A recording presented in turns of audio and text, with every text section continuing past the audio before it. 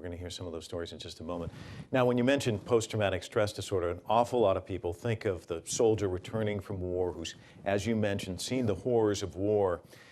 Most people just think of those soldiers returning from the battlefield and reliving the horrors in these nightmares that Frank alluded to. But this isn't something that just affects returning vets. Linda Harkness was doing something so routine that we've all done it from time to time.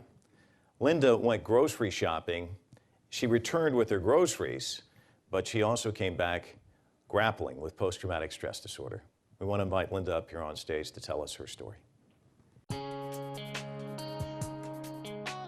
At the time, I was married. I was the mother of 3 small children, and I was pregnant with my 4th child, about 5 months pregnant.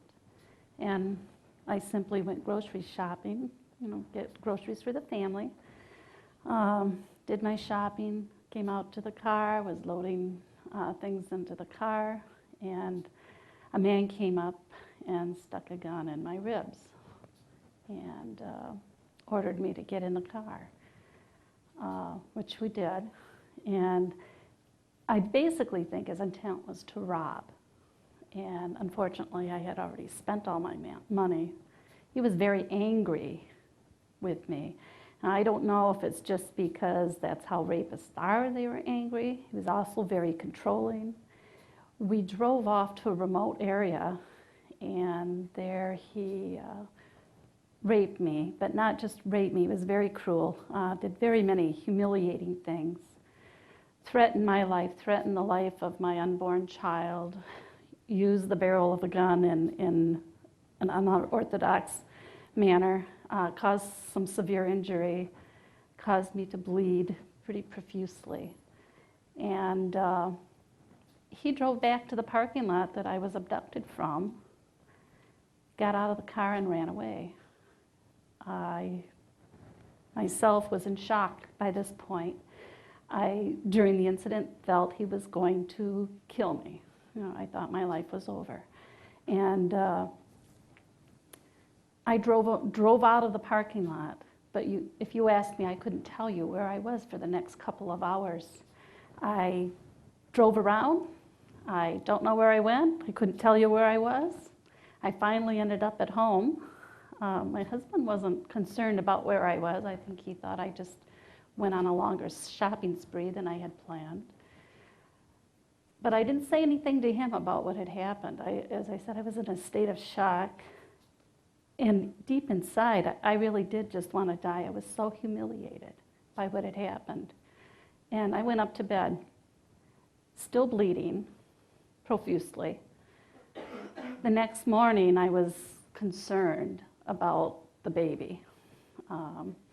Didn't really sleep through the night either, tossed and turned all night.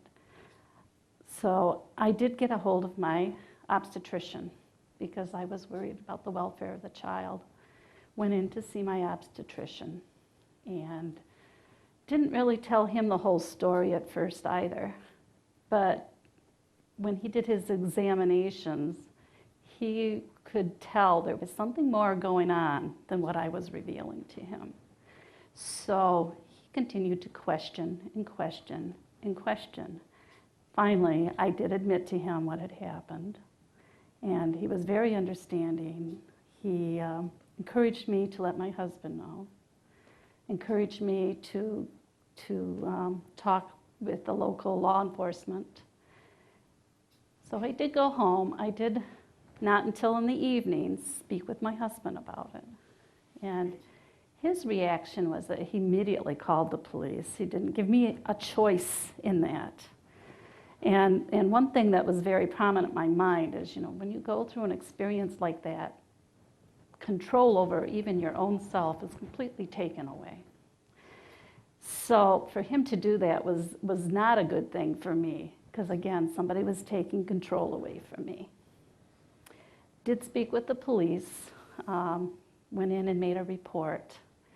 But unfortunately, because of the time that had gone by, because of the fact that I had washed and washed and washed myself, showered and bathed and washed and scrubbed, there wasn't too much evidence there. So they didn't really follow up right away on things because of, other than taking the report. Now, the person that did this to me was caught a couple years later because it was something that he continued to do. In fact, he had murdered 2 people.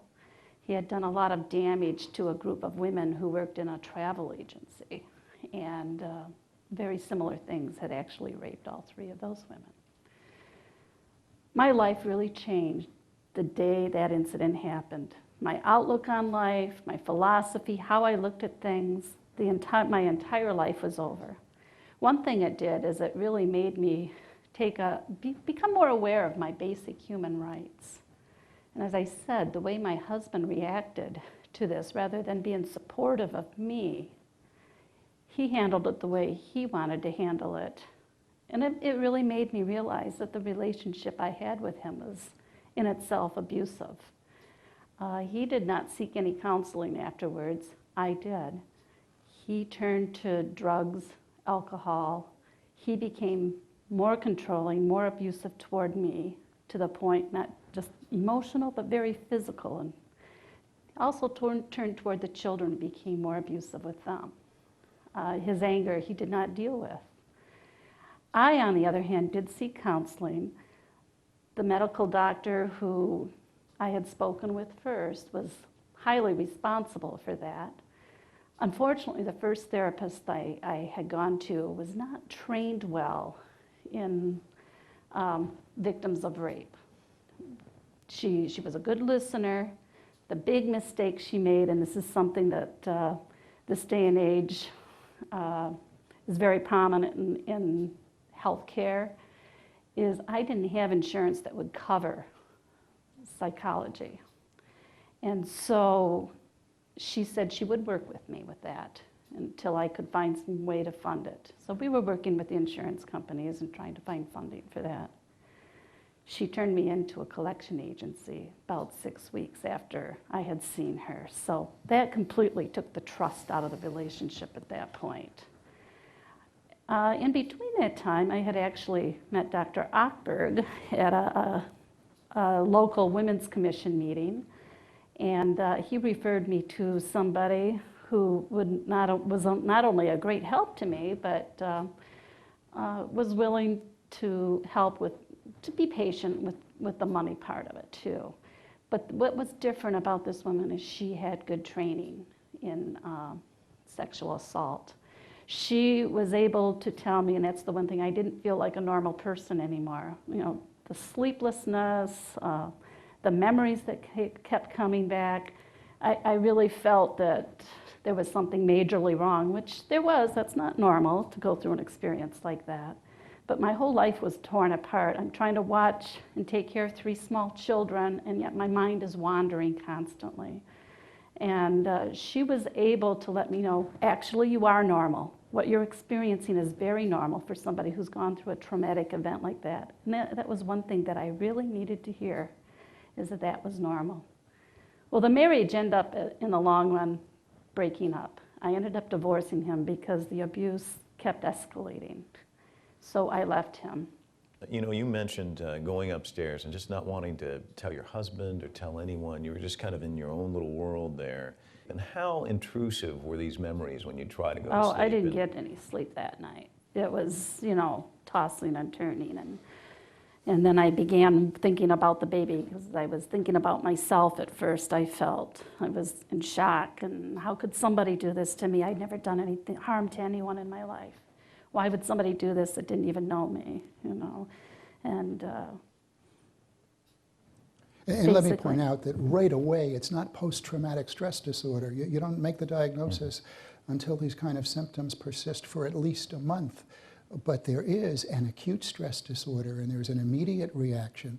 And sometimes you're going to have to make decisions. Do I medicate?